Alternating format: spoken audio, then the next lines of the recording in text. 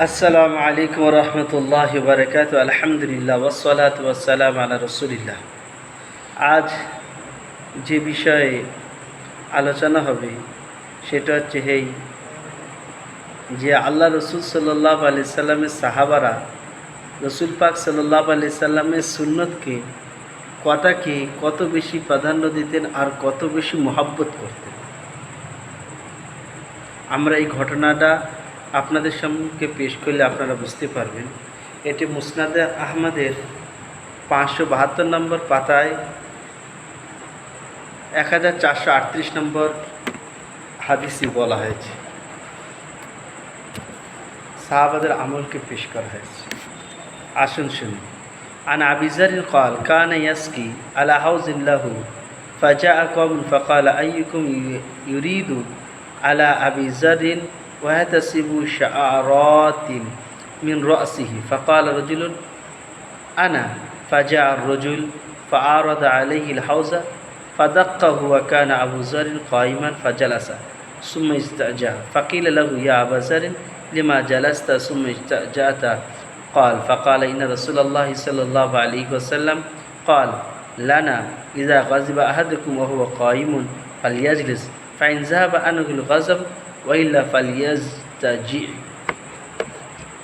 এই হাদিসের সারমর্ম, আসল উদ্দেশ্য রাগকে কিভাবে কন্ট্রোল করা, তার একটা প্রসেস রাসূল পাক সাল্লাল্লাহু আলাইহি সাল্লাম তিনার জবান মুবারকে বলেছিলেন। সাহাবারা সেটি প্র্যাকটিক্যাল আমল করে দেখিয়েছেন। হযরত আবু যার গিফারি রাদিয়াল্লাহু তাআলা আনহু তিনি তিনার একটা হাউস বা কুয়াতে পানি পান করছিলেন। কিছু লোক তানার আশেপাশে আসলেন এবং তাদের মধ্যে কথোপকথন হয়, তোমাদের মধ্যে কে আছে যে আবু যার রাদিয়াল্লাহু তাআলা আনহু গিয়ে মাথা চুল ধরে টানতে পারবে? তো এক ব্যক্তি নিজেকে পেশ করলে, সে বলে যে আমি। সে গিয়ে হযরত আবু যার রাদিয়াল্লাহু তাআলা আনহু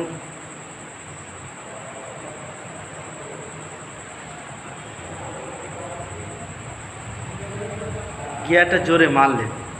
তাদের আবু যার গিফারি দাঁড়িয়েছিলেন, বসে পড়লেন, তারপর আবার শুয়ে পড়লেন। তো সে জিজ্ঞাসা করছে যে এটা কী ব্যাপার, আমি আপনাকে মারলাম, আপনি দাঁড়িয়েছিলেন, বসে পড়লেন, বসে পড়ার পর আবার শুয়ে পড়লেন।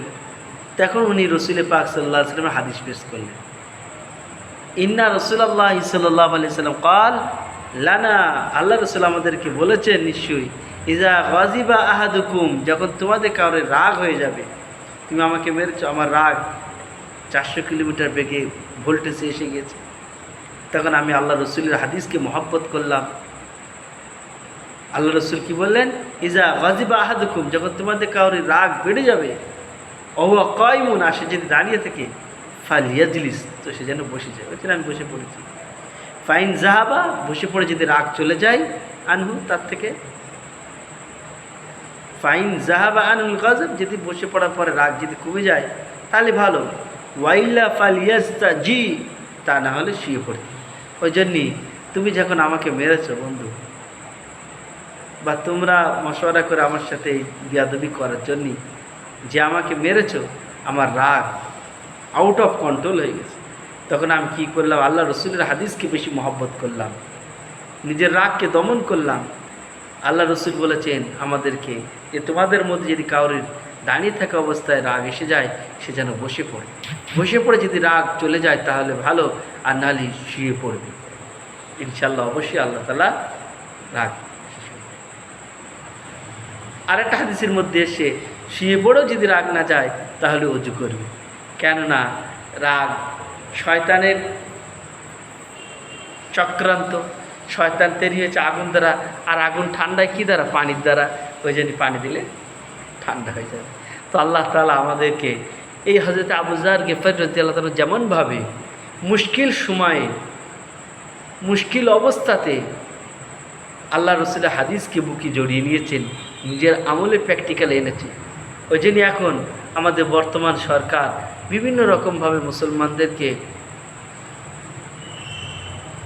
এমন এমন আইন, এমন এমন কথা বলছে যে মুসলমানরা তার থেকে কষ্ট পাচ্ছে। তো কষ্ট দুঃখ পাওয়ার মাথায় আমাদের এই নবীজির হাদিসকে প্রাধান্য দিতে হবে। আল্লাহ তাআলা আমাদের সকলকেই তৌফিক দান করেন, বলুন আমিন।